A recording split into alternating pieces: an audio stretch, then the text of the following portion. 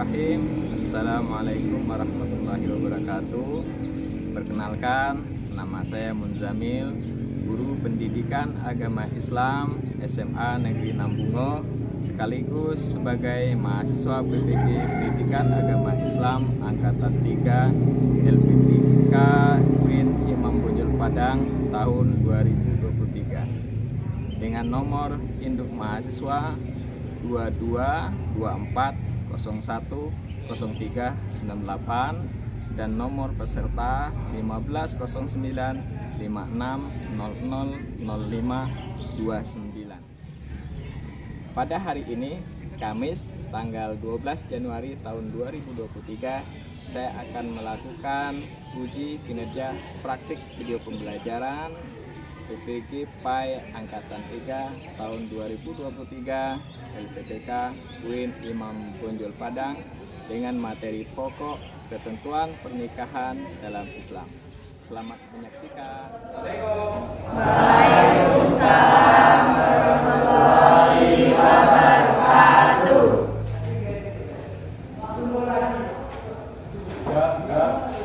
Sebelum memulai pelajaran pada pagi hari ini, marilah kita berdoa. Berdoa dimulai.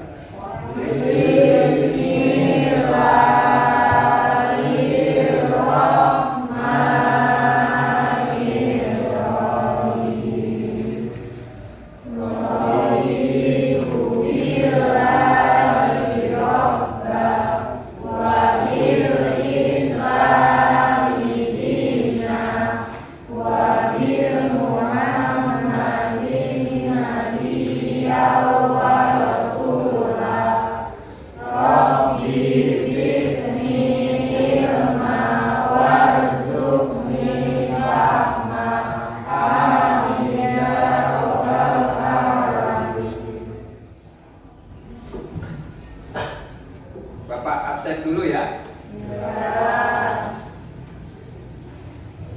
Coba yang nggak hadir siapa? Riki Angga. Keterangannya?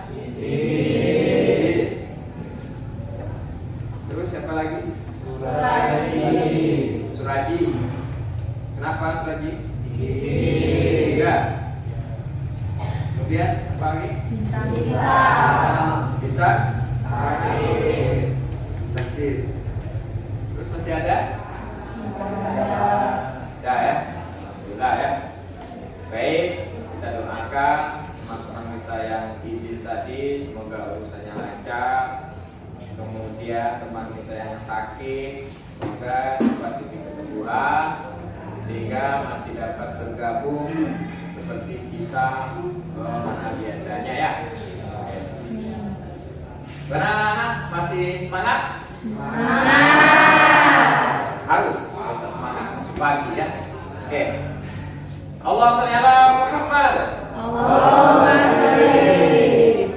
Ya, keras semangat. Yuk, Allahumma shalli ala Muhammad. Selanjutnya coba Ananda berdiri semua.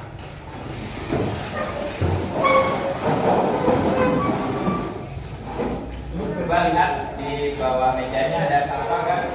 Kalau ada sampah, tolong diambil dulu. Nanti disimpan, istirahat, pulang tempat sampah ya. Dan kalau sudah, itu semuanya.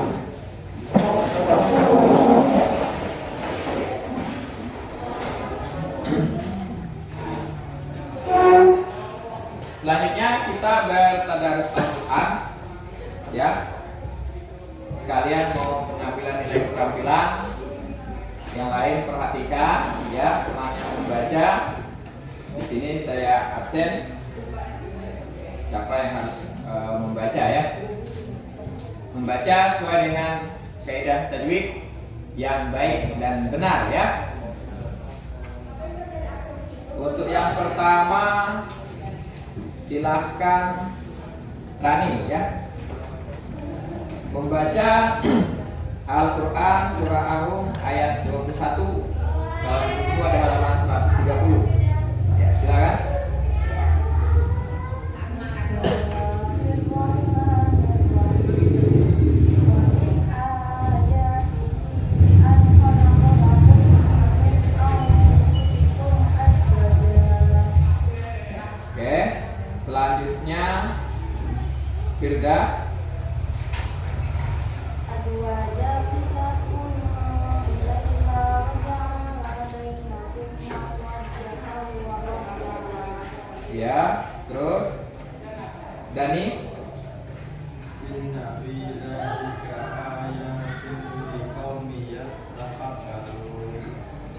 Shadaqallahul Azim. Baik anak-anakku semua, masih ingat gak materi kita sebelumnya? Apa materi kita sebelumnya?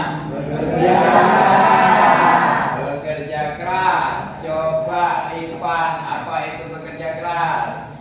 Bekerja keras adalah bekerja dengan sungguh-sungguh dan penuh maksimal serta mengharapkan ridha Allah Subhanahu wa taala. Ya, bekerja keras adalah bekerja dengan penuh maksimal, tulus, ikhlas serta mengharapkan ridha dari Allah Subhanahu wa taala. Kemudian beda, nah, kamu ya beda. Nanti kalau kamu sudah bekerja, hasilnya mau diapain? Ditabung. Ya, ini perlu dicontoh nih. Kalau sudah bekerja, kalau sudah mendapatkan hasilnya ditabung. Ya, jangan foya-foya. Ya, jangan asik beli ini paket internet. Ya, atau apa kalau perempuan ini belanja Shopee. Ya, sekarang ini belanja mudah, cukup di rumah saja, tinggal jari yang bekerja, asalkan ada uang, barang ada, kan gitu ya. Jadi hati-hati ya, harus ditabung untuk masa depan. Nah, kemudian Rio mana? Rio, ya. Nah, ini Rio ya.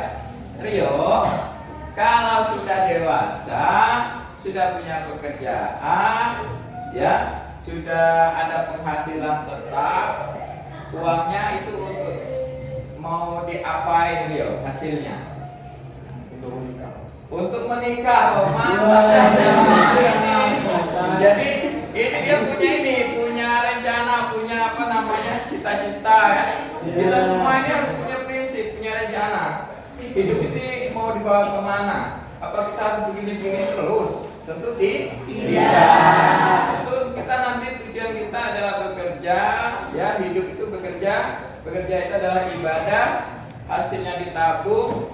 Kemudian kalau sudah waktunya, sudah cukup umur, sudah siap, sudah dewasa, kita mau menikah, kan sudah ada modalnya, itu ya bagus. Kasih aplaus untuk kita semua. Selanjutnya, ya, materi kita sebelumnya tadi bekerja keras ada hubungannya dengan materi kita hari ini. Tadi kita sudah bekerja, sudah dewasa, sudah ada penghasilan, ya, maka kita berhak untuk menikah. Itulah materi kita hari ini adalah konsep pernikahan dalam Islam. Nah, untuk KD-nya, sikap spiritualnya meyakini kebenaran ketentuan pelaksanaan pernikahan berdasarkan syariat Islam. Kemudian untuk sikap sosialnya menunjukkan sikap learning bersatu dan kebersamaan dalam lingkungan masyarakat sebagai implementasi ketentuan pernikahan dalam Islam. Kemudian KD pengetahuannya menganalisis dan mengevaluasi ketentuan pernikahan dalam Islam. Kemudian untuk keterampilannya menyajikan prinsip-prinsip pernikahan dalam Islam. Adapun indikator pencapaian kompetensi yang pertama adalah menjelaskan pengertian pernikahan dalam Islam, ya, baik secara bahasa maupun secara istilah. Kemudian selanjutnya menganalisis dalil tentang pernikahan dalam Islam, baik menurut Al-Quran maupun Al-Hadis serta ijtihad para ulama, ya. Kemudian yang ketiga, mengidentifikasikan hukum pernikahan dalam Islam, ya. Nah, pada dasarnya hukum pernikahan itu adalah boleh, tetapi melihat situasi dan kondisinya itu bisa jadi wajib, sunnah, makruh dan sebagainya, itu ya, yang kita bahas nanti. Kemudian yang terakhir, menganalisis tujuan pernikahan dalam Islam.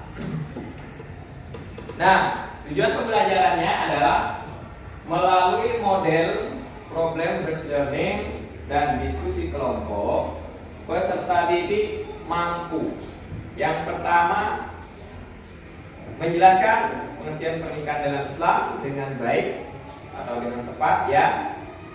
Kemudian menganalisis dalil tentang pernikahan dalam Islam dengan tepat. Yang ketiga, mengidentifikasikan hukum pernikahan dalam Islam dengan tepat. Dan yang terakhir, menganalisis tujuan pernikahan dalam Islam dengan tepat ya. Cakupan materinya ada 3. Yang pertama, pengertian dan dalil pernikahan. Terus yang kedua, tujuan pernikahan. Yang terakhir adalah hukum pernikahan. Nah, materi ini sangat bermanfaat sekali dalam kehidupan sehari-hari ya. Yang pertama, dengan mengetahui pengertian nikah dalam kehidupan sehari-hari, tentu kita bisa mengetahui bagaimana konsep pernikahan itu sebenarnya. Bagaimana pernikahan itu dikatakan sah atau batal. Bagaimana pernikahan itu dikatakan boleh atau tidak boleh. Nah, karena pernikahan itu ada syarat dan hukumnya yang wajib dipenuhi itu.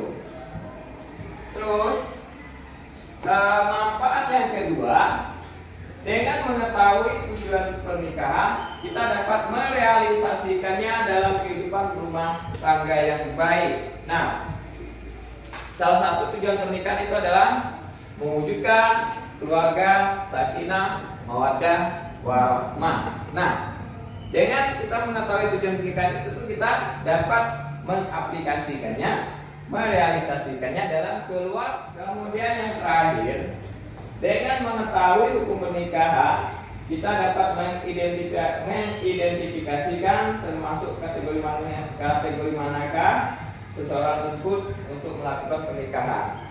Di sini kalian bisa merefleksi diri, ya, karena nanti hukum pernikahan itu pada dasarnya boleh, tetapi melihat situasi dan kondisi, ada wajib, ada haram, bahkan ada makruh, ada sunnah dan sebagainya. Selanjutnya, coba perhatikan materi pembelajaran yang akan ditayangkan melalui video pembelajaran di depan ya.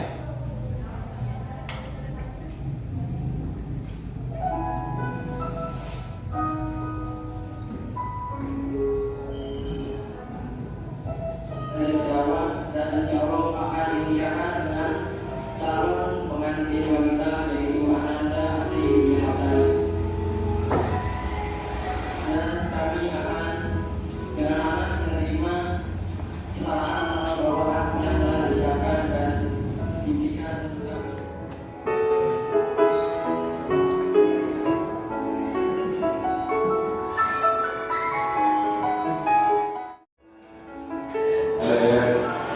William Sari, Bibi Adrian Syafi, dan Denny Setiawan, bin Rupiah Haji, dengan Mas Kawin, Seperamalan Sholat, dan waktu naik sebesar 1.400.200. Anak-anakku sekalian, setelah mengamati tayangan video pembelajaran tersebut, silakan kalau ada pertanyaan.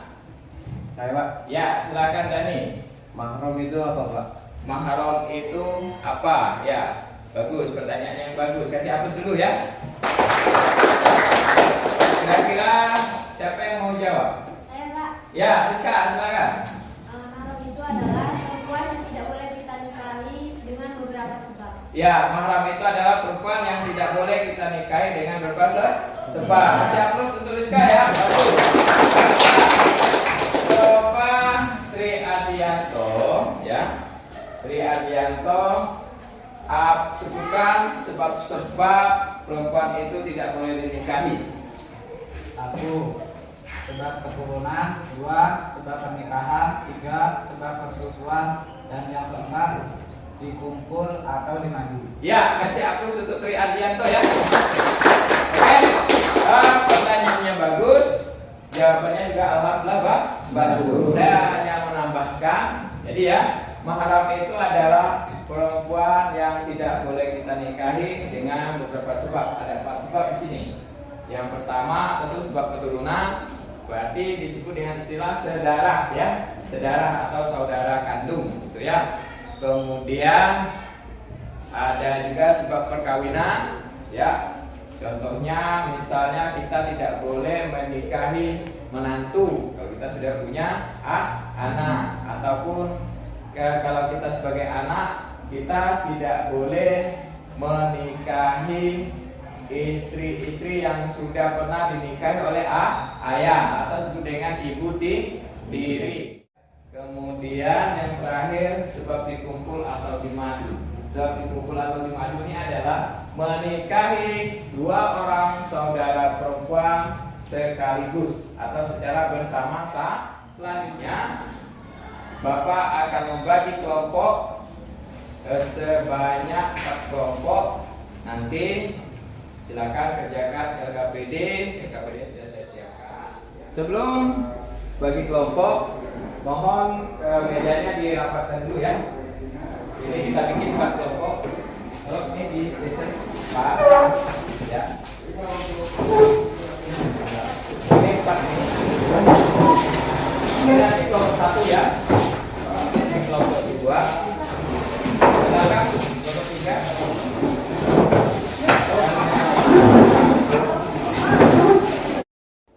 Untuk pembagian kelompoknya, kelompok 1 Alfia, Andreas, Vera Jessica, Dani dan Vera Nur Fauzia. Dan kelompok 4 Rio, Ivan, Yuni, Anis, Triardi ya. Sebelum pembentukan kelompok, Bapak akan jelaskan dulu bagaimana cara mengerjakan LKPD. Coba lihat ke monitor.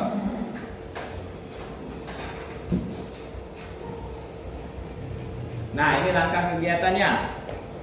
Siswa mengamati video dan membaca buku pelajaran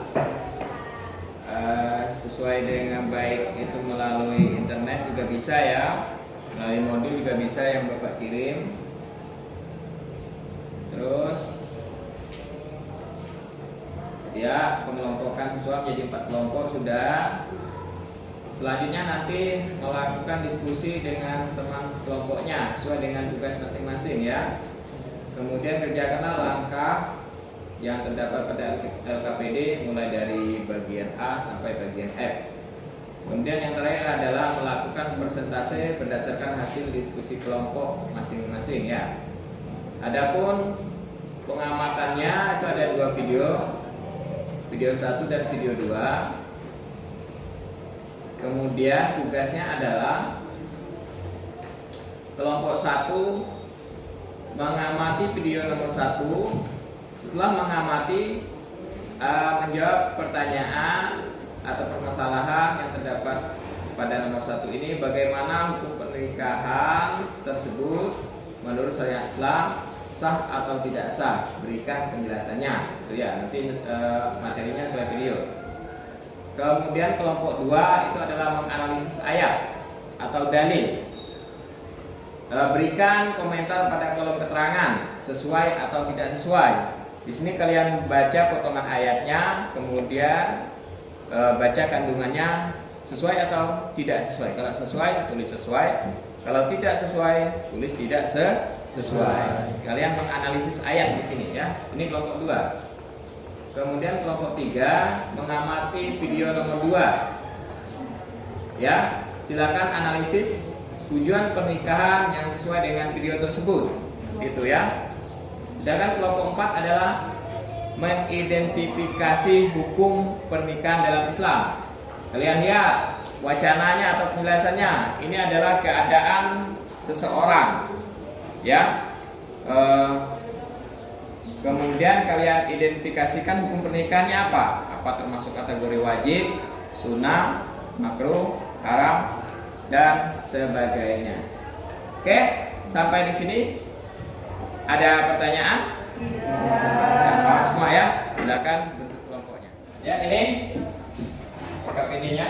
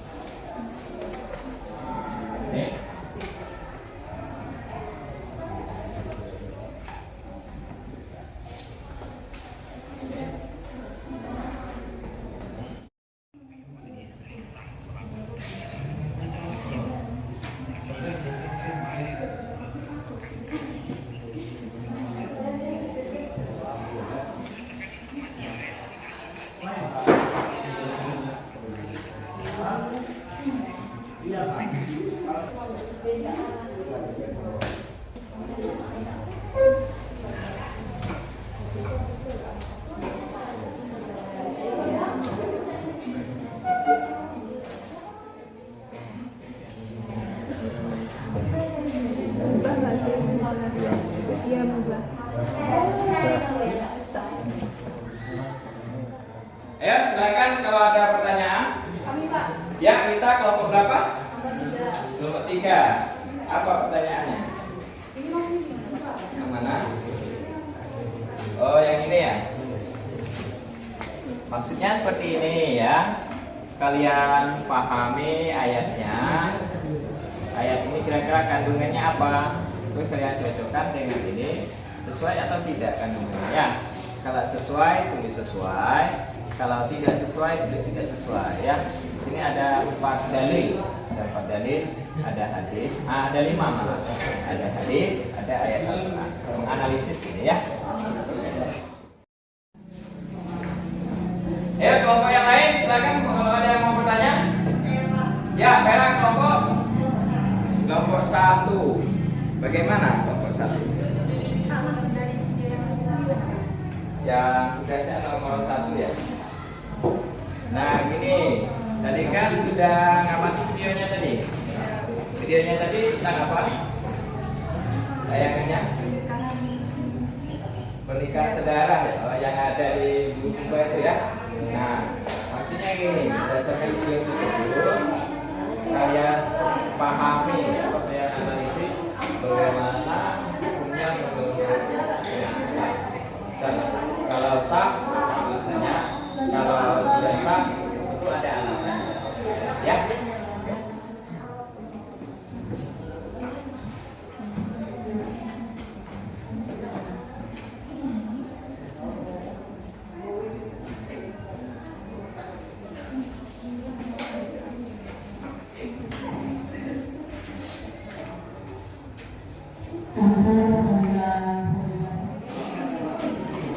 Oke, sudah selesai semuanya? Sudah, oke, selanjutnya kita presentasi. Namun sebelum presentasi medianya kita bikin letter U ya, biar nanti kita enak diskusinya ya. Oke, silakan yuk dibikin letter U. Oke, selanjutnya kita diskusi. Silakan kelompok 1 mempresentasikan hasil diskusinya.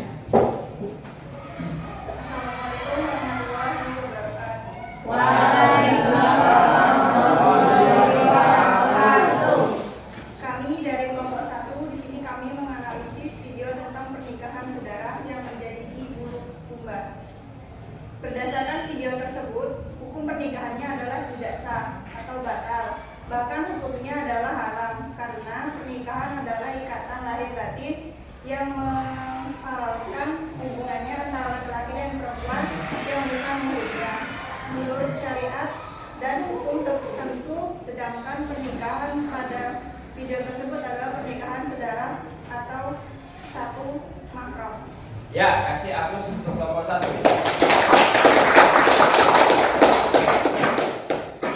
Silakan kalau kelompok lain yang mau menanggapi. Saya Pak. Ya, Rani dari kelompok 3 silakan. Menurut kelompok 1, apakah mahram tidak boleh dinikahi untuk selama-lamanya atau tidak? Ya, ini pertanyaan ya. Pertanyaan dari Rani mewakili kelompok 3. Apakah mahram itu tidak boleh dinikahi selama-lamanya atau ada ketentuan lain? Itu maksudnya Rani ya. Yuk, silakan. Siapa yang menjawab? Ya, Vera Jessica Putri. Ketentuan mahram itu ada 2 macam. Yang pertama, mahram mu'abbad, yaitu mahram abadi tidak boleh dinikahi, misalnya saudara kandung. Yang kedua, mahram ghairul mu'abbad, yaitu mahram yang sifatnya sementara, misalnya perempuan yang masih dalam masa iddah. Ya, kasih aplaus untuk kelompok 1. Selanjutnya silakan kelompok 2. Assalamualaikum warahmatullahi wabarakatuh. Waalaikumsalam. Sini saya mewakili dari kelompok 2. Sini saya akan membacakan hasil diskusi kami tentang menganalisis dalil pernikahan. Dalil yang nomor 1, kandungannya sesuai. Dalil yang nomor 2, tidak sesuai. Dalil yang nomor 3,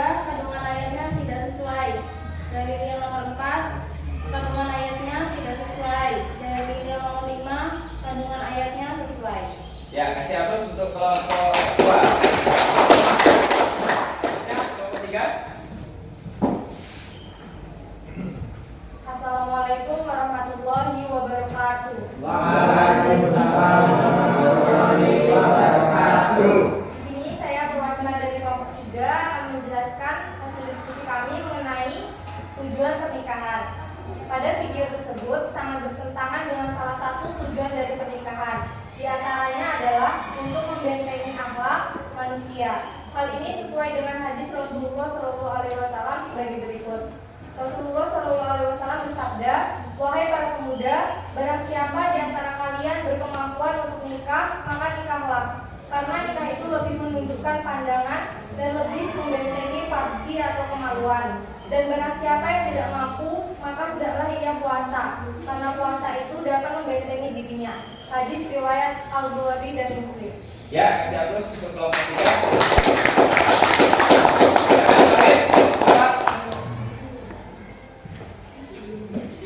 Assalamualaikum warahmatullahi wabarakatuh. Waalaikumsalam warahmatullahi wabarakatuh.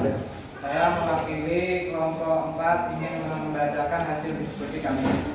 1. Orang yang akan melakukan pernikahan dan telah memiliki keinginan atau hasrat, tetapi ia belum mempunyai bekal untuk memberikan nafkah tanggungannya, hukumnya adalah makruh.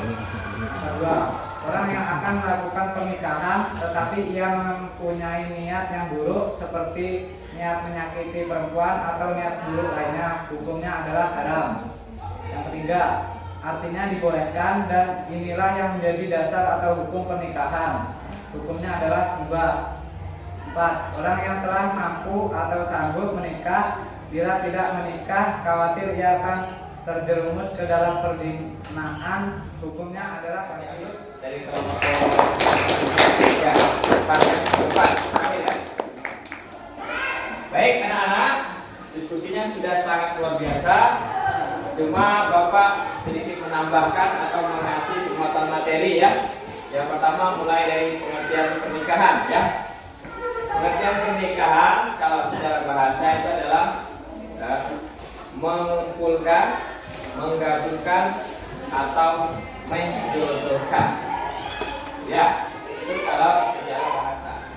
Sedangkan kalau menurut syariat Islam, ya, pernikahan itu adalah hubungan yang menghalalkan antara laki-laki dan perempuan sesuai dengan syarat dan hukumnya yang bukan termasuk muhrimnya. Itu kalau secara istilah ya. Kemudian selanjutnya dalil yang menjelaskan tentang pernikahan di antaranya ada surah Az-Zariyat ayat 49. Ayat ini menjelaskan segala sesuatu kami ciptakan berpasang-pasangan supaya kamu mengingat akan kebesaran Allah Subhanahu wa taala. Allah itu menciptakan segala sesuatu itu berpasang-pasangan. Ada laki-laki, ada perempuan, ada siang, ada malam. Gitu ya, ada senang, ada susah, ada sedih, ada kemudian yang terakhir masalah hukum pernikahan. Pada asalnya hukum pernikahan itu adalah boleh, ya. Tetapi melihat situasi dan kondisinya, bisa dia menjadi wajib, bisa dia menjadi haram, makruh dan sebagainya.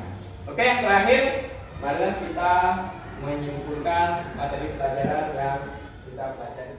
Silakan yang mau menyimpulkan yang pertama tentang pengertian nikah, silakan. Ya, Rio. Menurut syariat, nikah berarti akad yang menghalalkan pergaulan antara laki-laki dan perempuan yang bukan mahramnya, yang menimbulkan hak dan kewajiban masing-masing. Ya, bagus. Kasih aplaus untuk Rio. Oke. Kemudian selanjutnya tentang tujuan pernikahan. Siapa yang mau menyimpulkan? Ya, silakan Dani. Tujuan pernikahan: 1. Untuk memenuhi tuntutan naluri manusia yang asasi. 2. Untuk mendapatkan ketenangan hidup. 3. Untuk membentengi akhlak. 6. Untuk menegakkan rumah tangga yang islami. Ya, kasih aplaus untuk Dani ya. Kemudian yang terakhir, Firda, coba Firda simpulkan mengenai hukum pernikahan. Hukum pernikahan ada 5, yaitu yang pertama wajib, yang kedua sunnah, yang ketiga mubah, yang keempat haram. Oke, selanjutnya kita akan melakukan evaluasi mandiri ya secara masing-masing. Tugasnya sudah saya kirim ke WA Group untuk mengisi gulir mengenai materi yang kita bahas hari ini.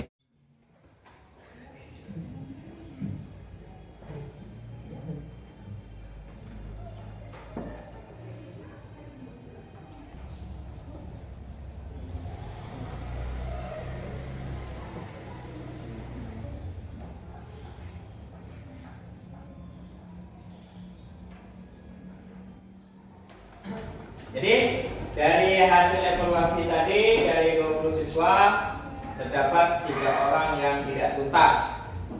Yang pertama itu ada Ica Rosalinda, kemudian yang nomor 2 Rifki Ramadan, dan yang terakhir ada Suraji Ardianto. Kemudian selain yang tidak tuntas ada juga yang nilainya sangat luar biasa ini.